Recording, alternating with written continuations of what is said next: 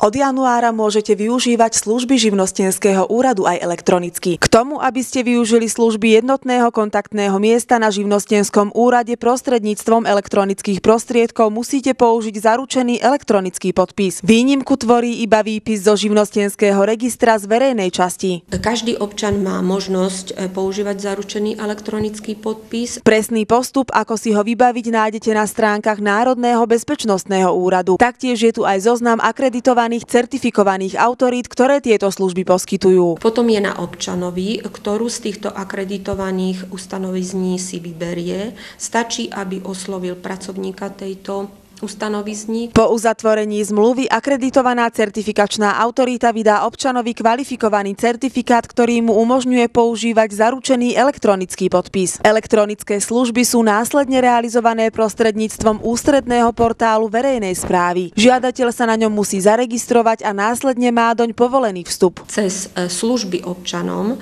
si vyberie elektronickú službu jednotného kontaktného miesta, ktorú chce využiť. Ide o služby: ohlásenie voľnej remeselnej a viazanej živnosti, pozastavenie živnosti, ukončenie živnosti, verejný a neverejný výpis zo živnostenského registra, oznámenie zmeny a oznámenie o cezhraničnom poskytovaní služieb. Vyberie si formulár, ktorý chce použiť, vyplní ho, na konci podpíše celý formulár a odpošle ho na úrad.